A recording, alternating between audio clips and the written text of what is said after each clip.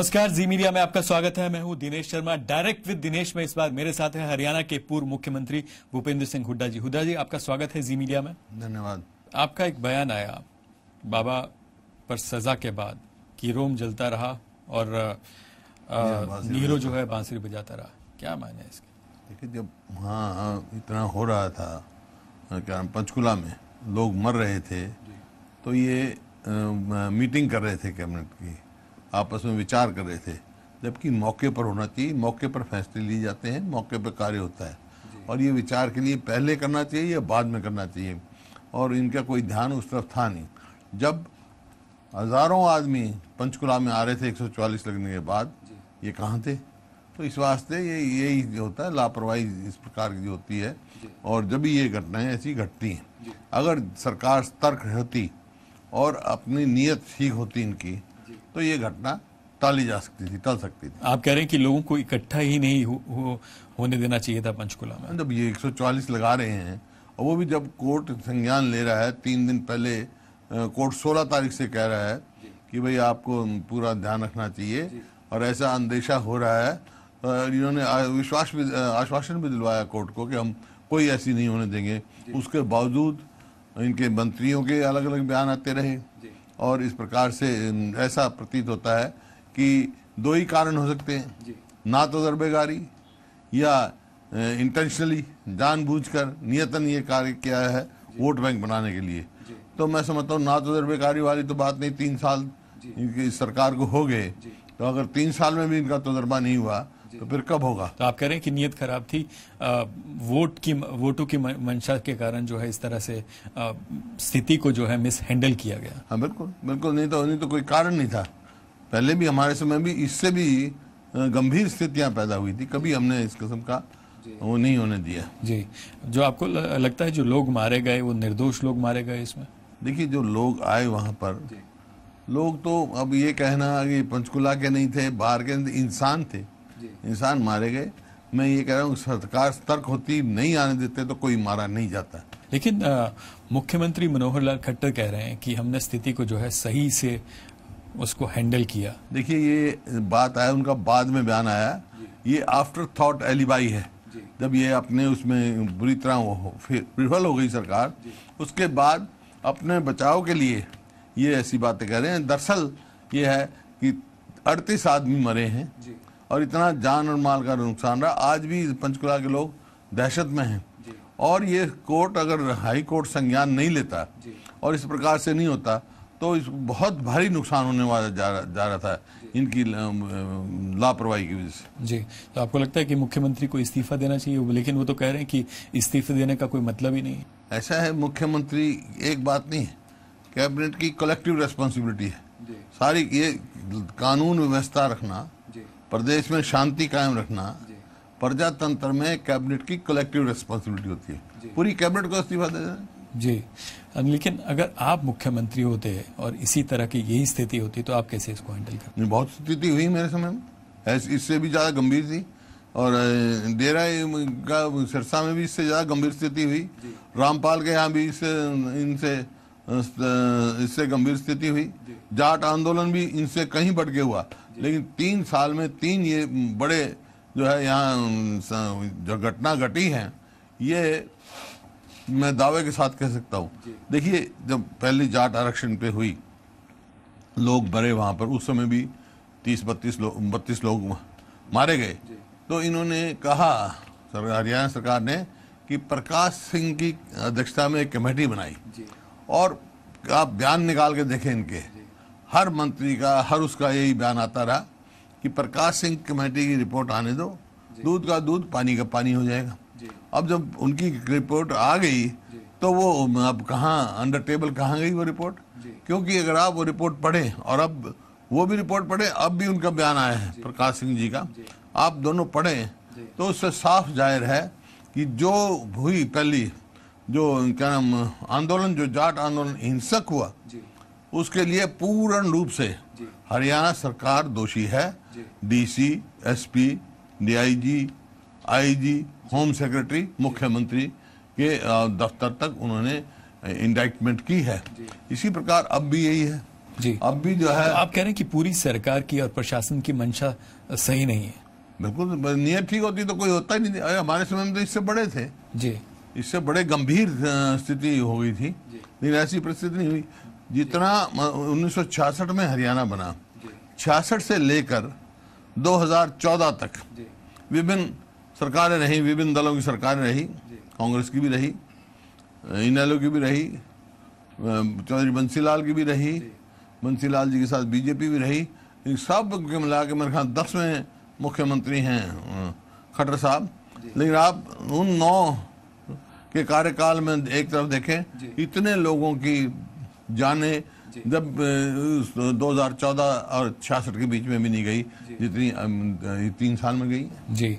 लेकिन डेरा की अगर बात करें तो डेरा का जो वोटों के लिए इस्तेमाल है, वो तो चाहे बंसीलाल की सरकार हो, चाहे कांग्रेस की सरकार हो, सभी ने उसका इस्तेमाल किया है वोटों के लिए, वोटों की राजनीति के लिए। देखिए, मैं 10 साल मुख्यमंत्री रहा, मैं कभी डेरे में नहीं गया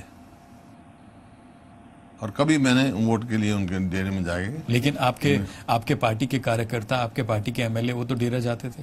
चलो, वो तो वोट मांगने तो कोई भी जाएगा, वोट मांगने कोई भी जाएगा, लेकिन आप सरकार के तौर पे, पार्टी के तौर पे, तो मैं मुखिया था भाई पार्टी का, मैं स्वयं नहीं गया।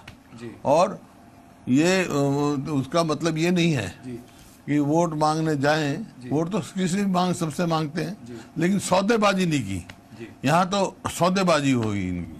आप कह रहे हैं कि सौदेबाजी तक? उनके बयान है, डेरे वालों के बयान है, हमारे साथ धोखा किया। किस तरह का धोखा? अब तो उनसे पूछो, मैं तो खुद बयान देखा उनका। जी। लेकिन मुख्यमंत्री कह रहे हैं, सरकार कह रही है कि जो हमने पिछले 3 साल का जो कार्यकाल इस सरकार का रहा है, वो बिल्कुल एकदम करप्शन फ्री गवर्नमेंट जो है हरियाणा में दी है। इससे बड़े घोटाले कभी नहीं हुए, मेरे को कहने की जरूरत नहीं है।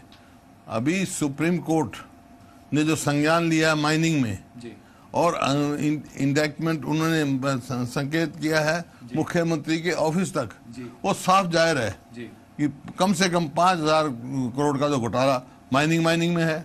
खाद की खरीद में इतना भारी घोटाला हम कितनी देर से मांग कर रहे हैं कि भाई उसकी इंक्वायरी की जाए। हर प्रकार से आपकी जो चयन, क्या मछली पालन विभाग में एम्प्लॉइज के चुनने में इनको वापस लेना पड़ा, हर जगह इनका जो है घोटाला और भ्रष्टाचार से पूर्ण रूप से ये डूबी हुई सरकार है। लेकिन मुख्यमंत्री कहते हैं कि पारदर्शिता की सरकार, बिल्कुल ट्रांसपेरेंट सरकार जो है उन्होंने पिछले 3 साल। वो तो सुप्रीम कोर्ट के जजेस की वो है, न्यायपालिका के क्या हैं, हाई कोर्ट के जज के क्या हैं उनके। आप अगर ऐसी हो तो ये ऐसी बातें क्यों आए? लेकिन विपक्ष अगर खाली कहने से नहीं होता ना, लोगों से होता है। जी। लेकिन विपक्ष क्यों, अगर इस तरह के घोटाले हुए हैं, इस तरह की बातें, भ्रष्टाचार हुआ है, तो क्यों विपक्ष उसको विफल रहा बाहर लाने में? विफल कहाँ रहा? विपक्ष विफल कहाँ रहा? हर जगह हर टाइम ये मुद्दे उठाए हैं और यही कारण है कि चाहे वो सुप्रीम कोर्ट हो, चाहे और मतलब इतनी वहाँ पे बातें वहां तक गई हैं, जब भी तो ऐसी बातें बाहर आई। जी। लेकिन मुख्यमंत्री कहते हैं कि जो उन्होंने अच्छे काम किए वो जो है विपक्ष को दिखते नहीं है, सिर्फ नेगेटिव पॉलिटिक्स जो है नहीं। मैंने पहले दिन कहा था जब इनकी सरकार बनी कि इनके 154 इन्हें वायदे किए हैं, सरकार लोगों से किए हैं, अच्छा काम करेंगे तो हम इनको सराहना करेंगे और काम ठीक नहीं करेंगे तो हम इनका विरोध करेंगे। एक काम ये बताएं भाई, अच्छा काम इन्होंने क्या किया? एक कोई नया प्रोजेक्ट लेके आए हैं या और मतलब घोटाले पे घोटाला। गुड़गांव में मेट्रो की लाइन बदल दी जो कि नहीं बदल सकते थे। इस किस्म से के एक के बाद एक घोटाला उभर के आ रहा है सरकार का। माइनिंग का इतना भारी घोटाला है, आप यहाँ यमुना के साथ साथ पलवल तक पहुंच जाओ, वहाँ आपकी डाडम में देख लो, कहीं देख लो, हर जगह ऐसी मतलब आपको बातें सुनने को मिलेगी कि अजीब ही काम कर रहे हैं। जी। आपने कामों की बात की, मुख्यमंत्री कहते हैं डिजिटल हरियाणा, महिला थाने, लड़कियों को का जो बढ़ता अनुपात है और पढ़ी लिखी पंचायतें, नहरों में टील तक पानी पहुंचा, राष्ट्रीय मार्गों का जो है जाल, वो कह रहे हैं कि सरकार की तरफ से, राज्य और केंद्र सरकार की तरफ से बिछाया गया। मेरे ख्याल में कौन सा राष्ट्रीय मार्ग इन्होंने बनाया है? जो बने हैं हमारे टाइम के बने हुए या हमारे समय मंजूर हुए हैं, वो बनाया तो अच्छी बात है, मैं स्वागत करूंगा इस बात का, लेकिन कोई ऐसी उपलब्धि कोई इनके है नहीं। डिजिटल की बात है, हमारे समय में डिजिटल शुरू हुआ, नाम इन्होंने नामकरण किए, नाम बदले हैं, हैं। और ये तो कहता है हमारी खेल नीति आप खिलाड़ियों से पूछो। डिजिटल की बात देखो, महिला आपने कहा सेक्स प्रोपोर्शन के बाद, उसके बाद अनुपात बढ़ी है। हाँ, उस अनुपात तो हमारे समय से बढ़ना शुरू हुआ और वो बढ़ता ही है हर साल। तो ये बात जो है सिर्फ दिखावे की है, कहने की है, अचीवमेंट ग्राउंड पे नहीं है। इनके तो काम दो तीन हैं। इनका तो काम है चर्चा, भोजन और विश्राम, नीचे कुछ नहीं।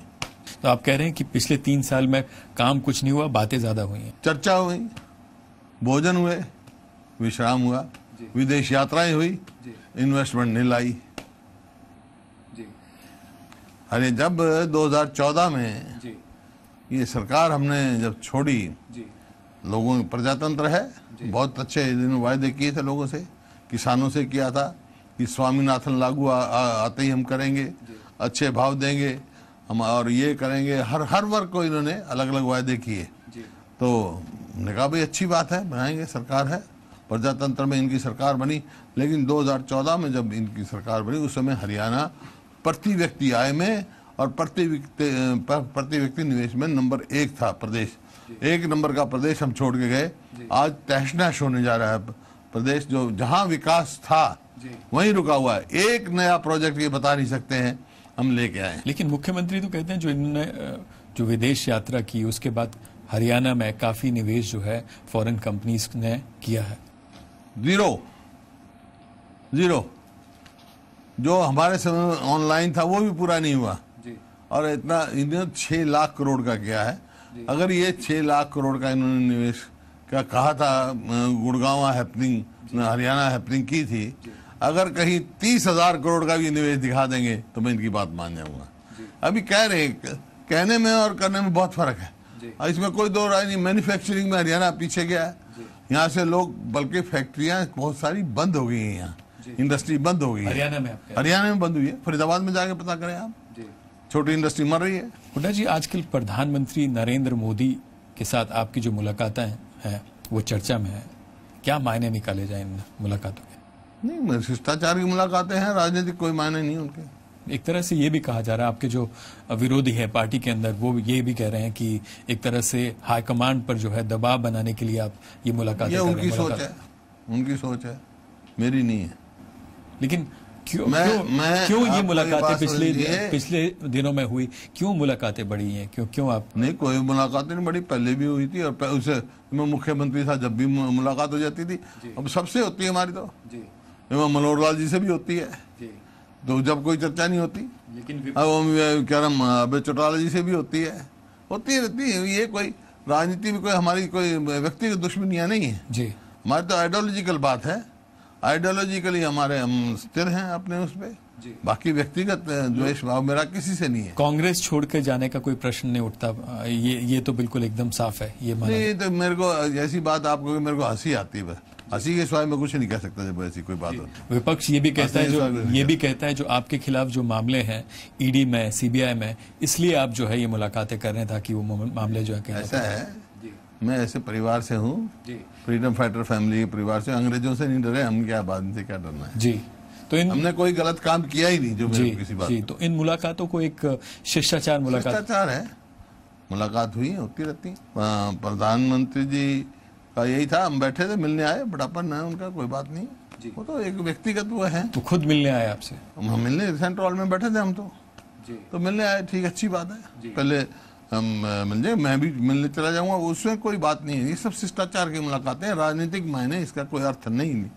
हुड्डा जी, जिस तरह से डोकलाम विवाद जो है भारत और चीन के बीच जो चल रहा था पिछले काफी समय से, और जिस तरह से इसको निपटाया गया, उसमें आप मानते हैं कि भारत की जो कूटनीतिक जीत है वो हुई है? देखिए, मैं इस बात के लिए दोनों, भारत को भी और चीन को भी, इस बात की मैं सराहना करता हूं, बधाई देता हूं। दोनों ने रेस्ट्रेंट से काम लिया और ये दोनों देशों के हित में हुआ ये काम। नहीं तो आपस में टकराव कोई अच्छी बात नहीं। लेकिन आप मानते हैं कि जिस तरह से पहले चीन जो है भारत को आंख दिखाता था, इस बार जब भारत ने एक स्टैंड लिया तो ये सही कदम? देखिए, मैं कहता हूँ दोनों देशों की, इसमें दोनों देशों की सराहना करनी चाहिए, चीन की भी और भारत की भी। दोनों देशों का स्टैंड सही था, जो टकराव से बच गए। जी, इस तिमाही में देश की जो ग्रोथ है, विकास दर है, वो कम हुई है, इसको आप कैसे देखते हैं? ये तो देखिए, वो तो डॉक्टर मनमोहन सिंह ने जब डिमोनेटाइजेशन किया गया था तो डॉक्टर मनमोहन सिंह ने कहा था कि विकास दर कम होगी हमारी। वो भी आर्थिक अर्थशास्त्री हैं, तो उन्होंने कहा था। तो ये आपकी जो है, जहाँ तक आर्थिक स्थिति है देश की, बहुत मजबूत नहीं है, कम आई है। देखो आगे क्या होता है। लेकिन क्यों आपको लगता है कि ग्रोथ कम हुई, क्यों विकास दर कम हुई? पता है, जैसे ये डिमोनेटाइजेशन का भी इसका हो सकता है, और जो जीएसटी का भी इस पे असर हो सकता है। जैसे उन्होंने कहा, तो जीएसटी का जो है बड़ा भारी बोझ जो है वो लोगों पे पड़ा है, और ख़ास तौर पे किसान पे, और ख़ास तौर पे हरियाणा में। हमारे समय में फर्टिलाइज़र पर कोई टैक्स नहीं था, उस पर इन्होंने जीएसटी लग गया। पेस्टिसाइड्स पे 18% लग गया है। हमारे समय में ऐसा कोई टैक्स नहीं था यहाँ, तो मतलब और जो लागत जो है बढ़ गई, लेकिन आमदनी किसान की घट गई।